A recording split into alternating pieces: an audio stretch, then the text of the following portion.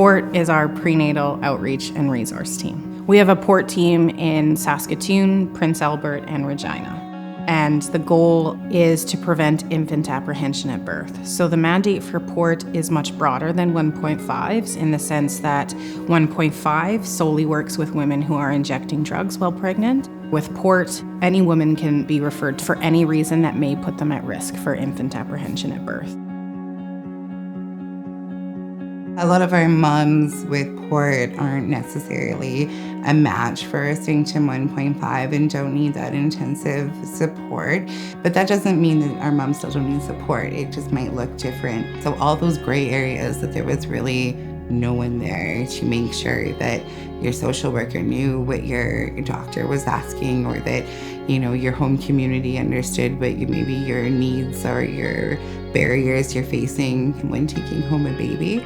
And now you can have someone connect all those dots and kind of pick up those broken pieces. There's lots of pregnant mamas out there who are struggling with addictions, mental health, homelessness, food insecurity, lots of barriers that they face every day. And so they don't have access to any of those things, and they need some support to get those things. Never mind the medical care that they are going to need to get them through their pregnancy healthy on the other end. So we help to facilitate getting them to doctor's appointments, getting them housing, getting them anything that they might need for a successful pregnancy. While the program is small, I think our impact is huge in the sense that not only are we changing the individual outcomes for both mom and baby in terms of their health and their social outcomes, we're impacting their entire family by bringing children back to their mothers, which in turn impacts our community in creating a better community for everyone.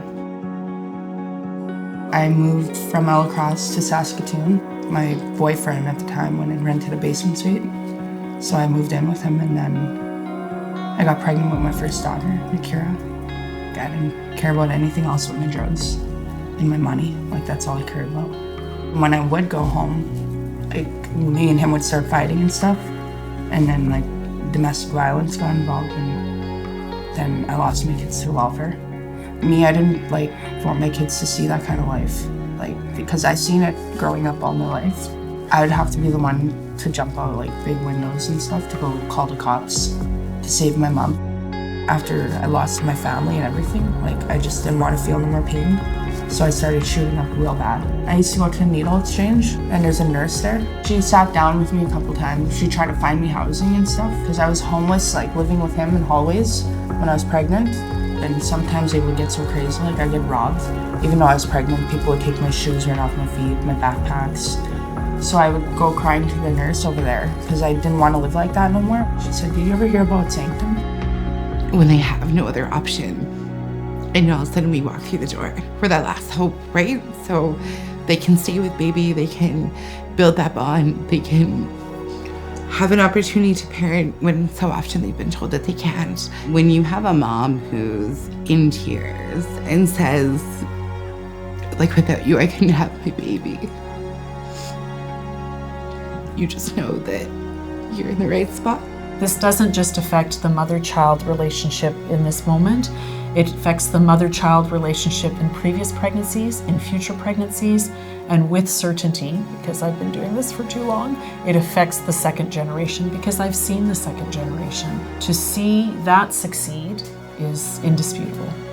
2 years from now, when that mom comes back and shows you her graduation picture or their driver's license and come back to say, you know what, I just got my other 3 kids back. Those are the things that make you want to come to work every day. If I didn't come here, I wouldn't have been able to have that chance at all. I still would have been fucked up on the streets.